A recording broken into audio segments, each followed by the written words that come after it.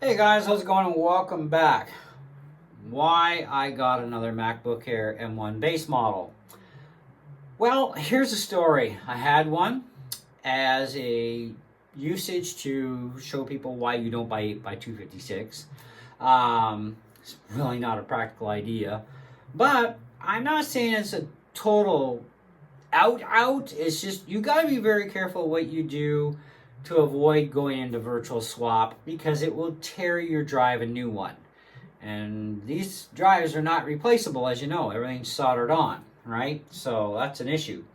However, in the end, I sold it to a buddy of mine, which was fine. And it was also a gold one, as many of you know. These are 2020 MacBook Airs. And so he's happy with it, and that's fine.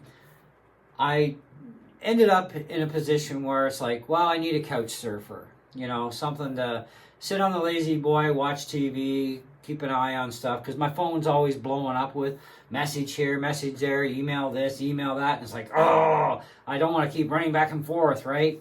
And so I probably should have kept the Air, realistically, because also the keyboards light up, right?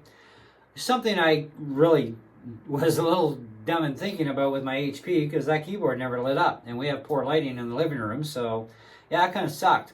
So I ditched it, and then of course my iPad, which I have this one now, but even my other iPad, no matter what, even if you're running Google Chrome on an iPad, it is still a real pain in the butt to surf the internet, let alone do Facebook, right? Because the keyboard pops up on the screen and takes over half your screen, right?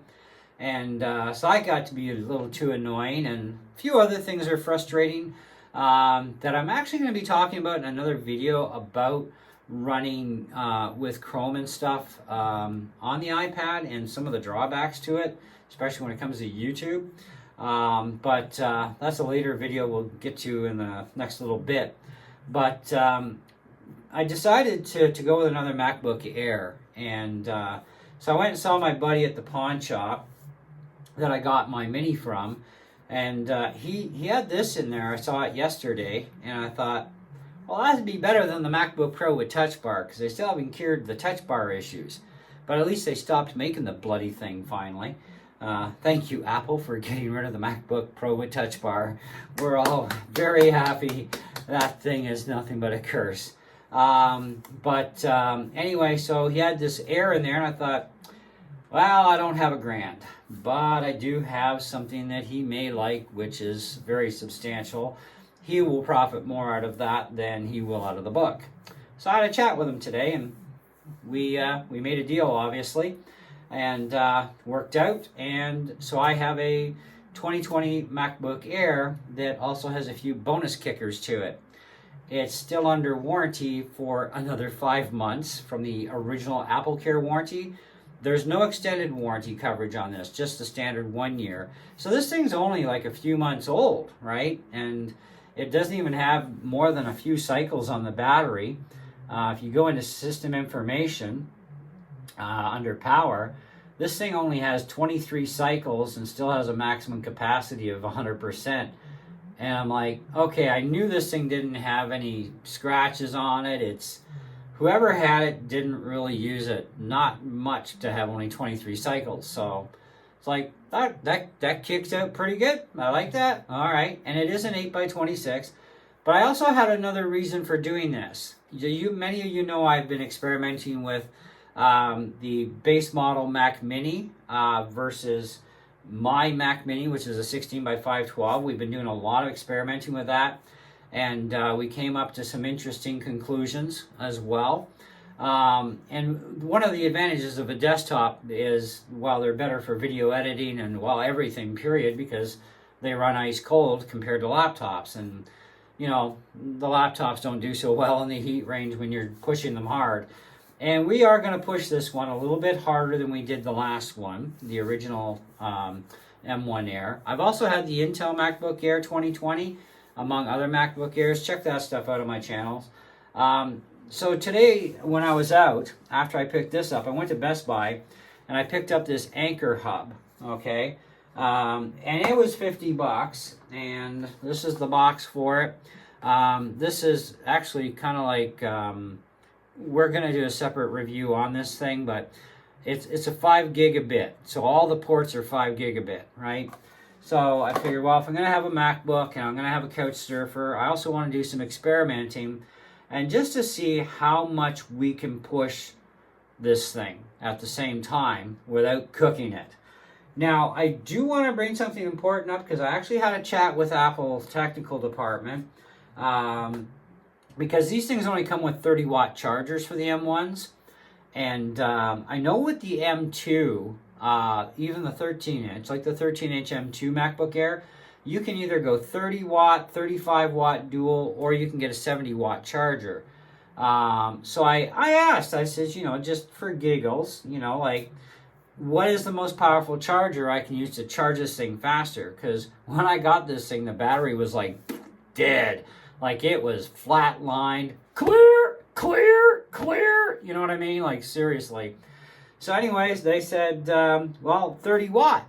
I said, well, that's what comes with it, man. It took like 4 or 5 hours for this thing to recover to 100% from flatline. And I never flatline batteries myself, but seems a lot of other people do.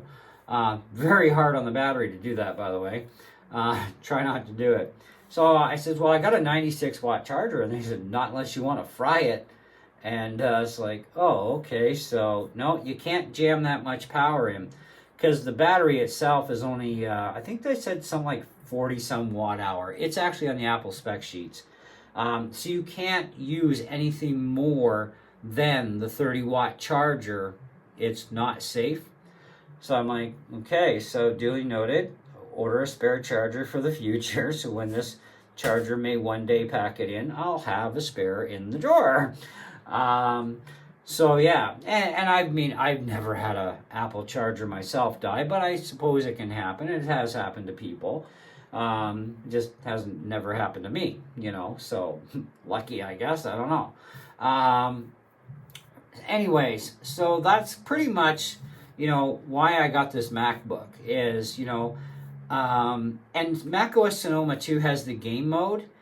Last time I did testing on this, I did not fire up Minecraft because it was chewing up already 12 gigs of RAM on my own mini with 16 gigs.